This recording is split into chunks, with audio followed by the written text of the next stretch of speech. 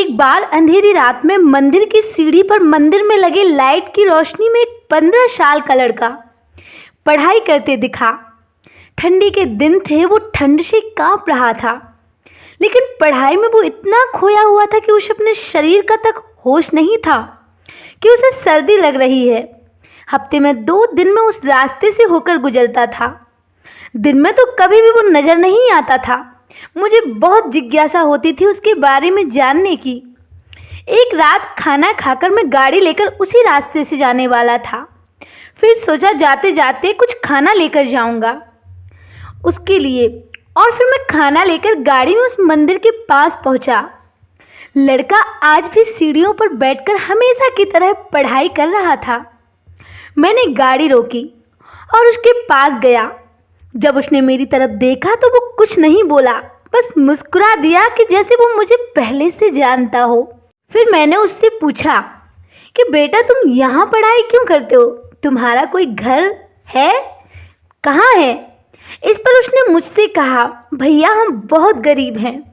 मेरा घर पास में ही है, लेकिन मेरे घर में बिजली नहीं आती और मेरी माँ हमेशा बीमार रहती है, इसलिए तेल डालकर दिया जलाने लायक हमारी स्थिति नहीं है। बस इसलिए मैं यहाँ आकर पढ़ता हूँ, क्योंकि यहाँ पूरी रात बिजली जलती है। अच्छा, तुम मुझे देखकर मुस्कुराए क्यों? मैंने पूछा। उसने जवाब दिया, क्योंकि आप भगवान हैं। मैंने हंसकर कहा, अरे बेटा, ये क्या कह रहे हो तुम? ऐसा नहीं है।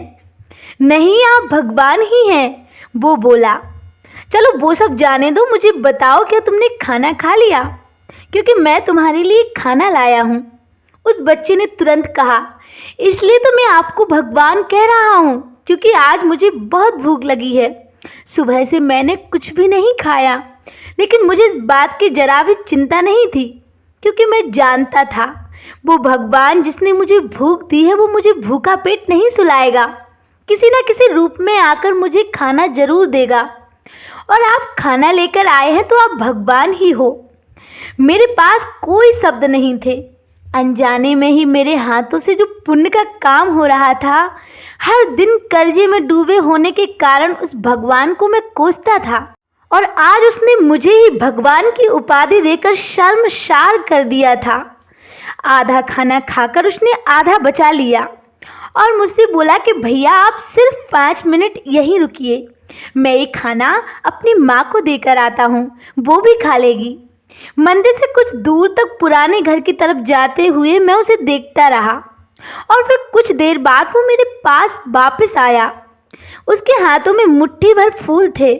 उसने वो मेरे पैरों में रख दिए और बोला, माँ ने कहा है कि जिस भगवान ने हमारा पेट भरा है उसके चरणों में थोड़े से फूल चढ़ाने ही चाहिए, इसलिए मैं आपके लिए फूल लाया हूँ। उसकी इतनी प्यारी बात सुनकर मेरी तो आंखें बंद हो गईं और अपने आप मेरी आंखों से आंसू निकल आए। आंखें खोल के मैंने उसके पुराने घर की तरफ देखा। उस घर के सामने पड़े पत्थर में भी मुझे एक प्यारी सी मुस्कान दिखाई दे रही थी। उस लड़के की आंखों में मुझे साक्षात भगवान दिखाई दे रहा था। दोस्तों, कहते हैं कि भगवान सबकी मदद करते हैं, बस वो खुद सामने नहीं आते, लेकिन किसी न किसी जरिए से वो हम तक मदद जरूर पहुंचा देते हैं। बस ज़रूरत होती है उन पर विश्वास करने की, उन्हें मानने की।